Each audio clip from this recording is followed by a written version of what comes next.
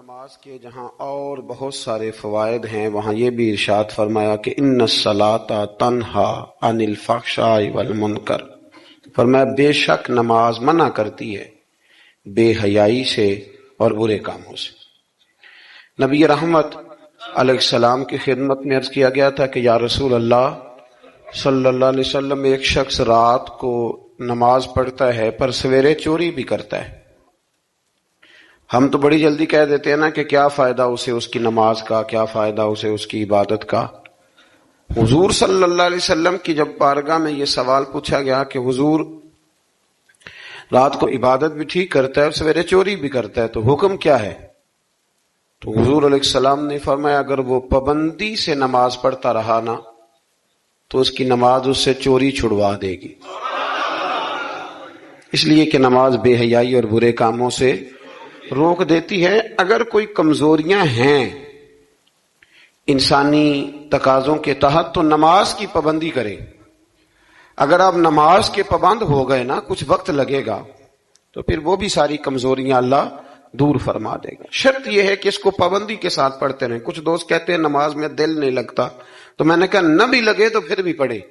تو میرا سوال یہ ہے کہ ایک آدمی بالکل فارغ ہے، سوائے نماز کے، عبادت کے، سونے کھانے کے اسے کوئی کام نہیں، اور ایک شخص بیچارہ مزدور ہے، وہ ریڑھی لگاتا ہے، مثال دینے لگا ہوں، وہ ریڑھی لگاتا ہے، اس کے پاس دکان بھی نہیں ہے کہ وہ شٹر نیچے کرے یا تالا لگا کے چلا جائے۔ اب وہ نہ کسی کو کہہ کے آیا کہ یار ذرا 10 منٹ ٹھہرنا میں نماز پڑھ کے آیا، تو وہ چلا گیا۔ وہ بڑا بے چین ہے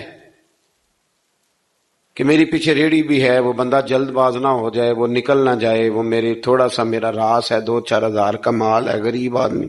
نماز بھی اس نے پڑھی، توجہ اس کی پیچھے لگی رہی۔ ایک بالکل فارغ تھا، کوئی مجبوری نہیں تھی، اس نے بھی نماز پڑھی۔ آپ یہ بتائیے کہ زیادہ ہمت کس نے کی؟ اس کا تو دل ہی نہیں لگا نماز میں، ریڑھی کی فکر تھی، لیکن ہمت زیادہ اس نے کی، اس لیے کہ اس کی مجبوری ہے، اس کے لیے آزمائش پیچھے کھڑی ہے، تیار ہے۔ دوائی کھانے میں دل لگتا ہے؟ کیوں کہتے ہو دل ہی نہیں لگ رہا آپ کا؟ خدا نہ خواستہ خاکم بدن، اللہ ہم سب کو معاف فرمائے، اگر بچے کا آپریشن کرانا پڑ جائے تو دل کرتا ہے؟ کیوں کراتے ہو؟ اس کے لیے ضروری ہے۔ تو بھائی یہ فلسفہ ہی غلط ہے کہ میرا دل نہیں لگتا تھا تو میں نے چھوڑ دی۔ دل تو کئی دفعہ انسان کا دکان پہ بھی نہیں لگتا، بیچ دو گے۔ نہیں دل کرتا کام پہ جانے کو تو ریزائن کر دو گے۔ تو یہ تو بالکل سرے سے بات ہی بڑی عجیب ہے۔ ہاں دل لگنا چاہیے، نماز سے دلچسپی ہونی، لیکن نہ بھی لگے تو ہم کو دل کے لیے نماز نہیں پڑھ رہے، رب کے لیے نماز پڑھ رہے ہیں۔ ہاں یہ بات سمجھ لیں، نماز دل کے لیے نہیں، نماز وہ دیکھیں نا، ایک صاحب کہتے ہیں جی میں 5 نمازیں پڑھتا ہوں تو روزی میں برکت پھر نہیں ہوتی، تو میں کہتا ہوں وہ عبادت کرتے ہو کہ تجارت کرتے ہو؟ پیسے کمانے گئے تھے، پیسے کمانے گئے تھے کہ نماز پڑھنے گئے تھے؟ تو نماز آپ کو بے حیائی اور برے کام سے روک دے گی، پر شرط یہ ہے کہ نماز کی پابندی کرے اور بر وقت پڑھیں اور تھوڑی صحیح کر کے پڑھیں۔ مطلب نماز پڑھی جاتی ہے، اہتمام نہیں ہوتا، یعنی لوگ بھاگ کے وضو کرتے ہیں، فٹافٹ آتے ہیں، بھئی آج ہو گیا ہے۔ بڑی جو بندہ گاڑی بھگا کے لاہور پہنچنا چاہے تو وہ 15 منٹ جلدی پہنچ سکتا ہے، 1 گھنٹہ پہلے پہنچ سکتا ممکن نہیں میرے عزیز، ہو نہیں سکتا۔ جلدی نماز پڑھنے سے آپ کیا کر لیں گے؟ صحیح کر کے پڑھیں، سونی کر کے پڑھیں، تسلی کے ساتھ پڑھیں، ٹھنڈے دل کے ساتھ پڑھیں۔ مطلب نماز پڑھیں تو پھر مزہ آئے۔ امام اعظم کا ایک پڑوسی ہے تو وہ کہتا ہے کہ امام صاحب نا گرمیوں کے دنوں میں نا چھت پہ چڑھتے تھے، کیونکہ میرے گھر میں عورتیں نہیں تھی، مرد ہی تھے زیادہ، اور میرا ایک بچہ تھا چھوٹا۔ کہتے ہیں کہ وہ چھت پہ نماز پڑھا کرتے تھے تو وہ اتنی دیر تک کھڑے رہتے کہ لگتا کوئی ستون کھڑا ہے، رات کو ستون محسوس ہوتا، اتنی دیر تک وہ تلاوت کرتے، اللہ کی بارگاہ میں کھڑے رہتے۔ تو فرماتے ہیں جب ان کا انتقال ہوا تو میرا بیٹا کہنے لگا کہ ابا جی پڑوسیوں کی چھت پہ جو کھمبا تھا، جو ستون تھا، وہ کہاں گیا؟ تو کہتا میں رو پڑا۔ میں نے کہا بیٹا وہ ستون اور کھمبا نہیں تھا، وہ تو ابو حنیفہ تھا جو اپنے رب کے حضور کھڑا رہا کرتا تھا۔ تو دلچسپی پیدا کریں۔ اللہ تعالی ہمیں رمضان کے بعد بھی پابندی صلاۃ کی توفیق عطا فرمائے۔ آیت نمبر 46 میں اہل کتاب سے بحث اور مباحثہ اور مجادلہ کے آداب اور اسلوب تبلیغ کے شائستہ اور پسندیدہ ہونے کا بیان کیا گیا. جب آپ تبلیغ کریں تو آپ کے جملے بڑے شستہ ہونے چاہیے، صاف ستھری بات آپ کریں. قرآن مجید نے کہا نا ادعو الی سبیل ربک بالحکمہ والموعظۃ الحسنہ، لوگوں کو اللہ کی طرف بلاؤ تو خوبصورت نصیحت کے ساتھ، حکمت کے ساتھ اور اچھے انداز میں. اب تو اللہ تعالیٰ معاف کرے، کبھی کبھی سوچ میں پڑ جاتے ہیں کہ یہ مطلب کیا ہو رہا ہے. یعنی اب مولوی کے نام کے نیچے لکھا ہے فنی مولوی،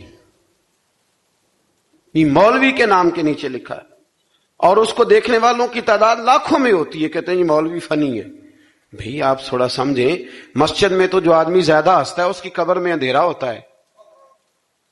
آپ یہ کیا کر رہے ہیں؟ ہاں کوئی بات ایسی آ جاتی تھی تو اللہ کے نبی بھی مسجد میں مسکراتے تھے، حضور بھی مسکراتے تھے، صحابہ بھی مسکراتے تھے. اور صحابہ کہتے ہیں حضور جب مسکراتے تھے تو دانتوں سے نور نکلتا تھا، مسجد نبی کی دیواریں بھی چمک اٹھتی تھی. لیکن یہ مطلب مولوی کو اس لیے بلانا کہ وہ لطیفے سنائے گا، وہ طنز و مزاح کی بات کرے گا. تو آپ نے کیا فرق رکھا مسجد میں، اللہ کے گھر میں اور دیگر جگہوں پہ؟ آپ ذرا سمجھیے اس بات کہ وہی بات جو قرآن نے کہی کہ لوگوں نے دین کو کھیل تماشا بنا لیا ہے، معاذ اللہ لوگوں نے کھیل تماشا سمجھ لیا ہے.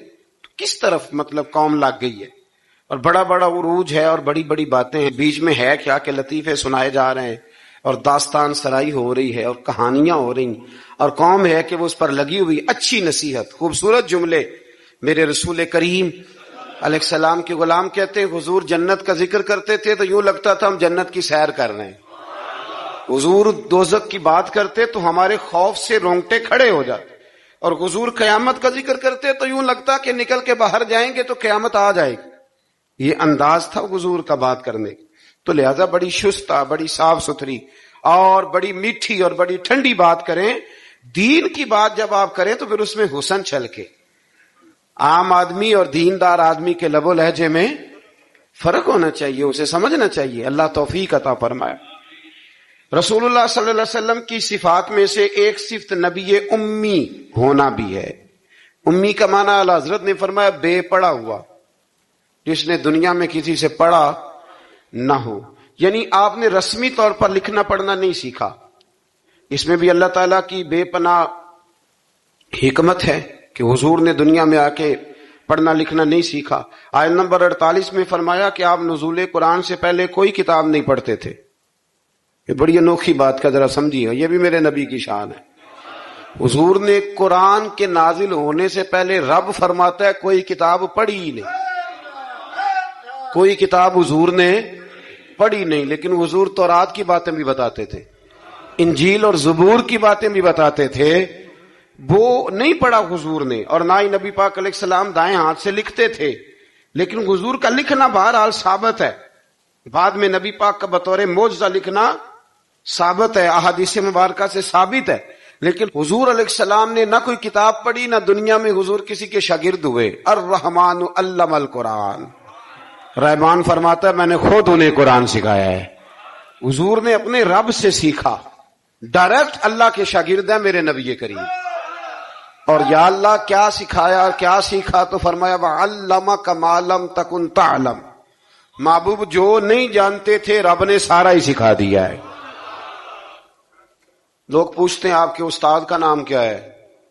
لیکن جتنا بڑا استاد ہو شاگرد کا علم بھی اتنا بڑا ہوتا ہے. تو نبی پاک نے اللہ سے سیکھا ہے. اب آپ اندازہ کر لیں کہ اللہ نے کیا کیا علم میرے رسول کو سکھایا ہے. تو نبی امی کا معنی ہے بے پڑھا ہوا. آیت نمبر 50 سے کفار کے معجزے کی فرمائش کے جواب میں فرمایا کہ قرآن مجید سے بڑھ کر معجزہ اور کیا ہو سکتا ہے، اس کے علاوہ کیا معجزہ مانگتے ہو، یہ بہت بڑا معجزہ ہے. عذاب کے مطالبے پہ فرمایا کہ اس کا ایک وقت مقرر ہے، وہ وقت پہ آئے گا، کسی کے کہنے پر نہیں آئے گا. آیت نمبر 56 میں مومن بندوں کو فرمایا جا رہا ہے کہ جس سرزمین پر اللہ تبارک و تعالیٰ کی رضا کے مطابق زندگی گزارنا مشکل ہو تو اللہ تعالیٰ کی عبادت کی خاطر وہاں سے ایسی سرزمین کی طرف ہجرت کر جاؤ جہاں تم بے خوف و خطر اپنے رب کی بندگی کر سکو. ہجرت کرنے کا حکم دے دیا اگر کہیں کھل کے عبادت کرنے کا موقع میسر نہ ہو. میرا خیال ہے کہ دنیا میں شاید ہی کوئی ایسا خطہ ہو جہاں کھل کر عبادت کرنے کا موقع میسر، میں نے برطانیہ میں ایک مدینہ مسجد دیکھی، بہت بڑی وسیع مسجد. میں نے ایک جمعہ وہاں پڑھایا، تو جمعے کے بعد ہم نمازیوں کے بیچ بیٹھے.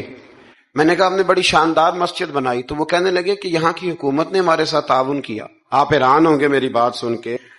وہ کہنے لگے جب ہم مسجد تعمیر کر رہے تھے تو یہاں سے پیچھے سے ایک روڈ گزرتا تھا، تو ہماری مسجد میں آڑے آتا تھا، تو ہم نے گورنمنٹ کو اپلیکیشن دی کہ یہ روڈ آ رہا ہے.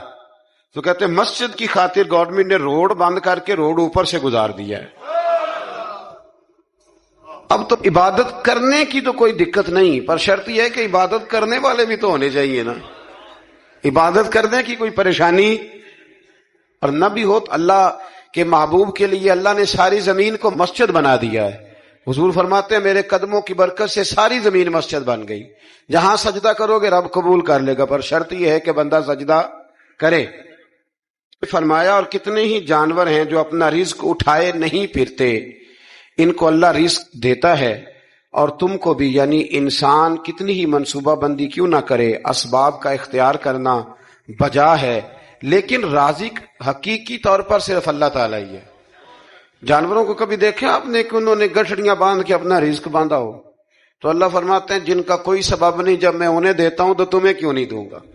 رزق دینے والا اللہ ہے.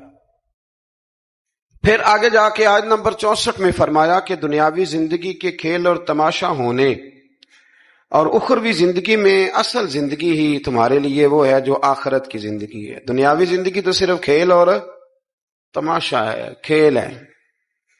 مطلب جب کوئی دنیا سے چلا جاتا ہے تو پھر لوگ کیا کہتے ہیں، کوئی کیا کر سکتا ہے، کر سکتا ہے کچھ؟ یہ تو ایک کھیل اور تماشا سا ہے. مطلب میں نے بچے پالے تو پھر بعد میں میرے بچوں نے بچے پالنے شروع کر دیے، پھر ان کے بچوں نے بچے اور بہت بڑا لفظ ہے جناب یہ ہمارے پاس، بچوں کے لیے کر رہا ہوں جی. اور ابا جی کی عمر 85 سال ہو جاتی ہے تو بچے کہتے ہیں ابا ایک دکان ہی دے دے. تو ہنو نہیں دینی، جی تہاڈے لیے کمایا ساری عمر. تو میں کہتا ہوں یہ جو بچوں کا بہانہ ہے نا، یہ بہانہ ہے. بینک بیلنس اپنے نام کا، مکان اپنے نام، گاڑی، اور روز کہتا کیا ہے، اور بھائی میں یہ کہہ رہا ہوں کہ یہ بہانہ ہے. بچوں کے لیے ہے بالکل ٹھیک ہے، لیکن بچوں کے کام تو آئے گا نا ہمارے جانے کے بعد. آج تو مالک اور وارث ہم ہی ہے نا، اس لیے تھوڑا نکلیں اس کھیل تماشے سے، اس آخرت کی بھی فکر کریں. امام زین العابدین گھر میں نماز پڑھ رہے تھے تو آگ لگ گئی. لوگ بجھاتے رہے، امام صاحب نماز پڑھتے رہے. نماز کے بعد لوگوں نے کہا حضور ہم آگ بجھا رہے تھے، آپ نے توجہ ہی نہیں کی. فرمایا تم دنیا کی بجھا رہے تھے، میں قیامت کی بجھا رہا تھا.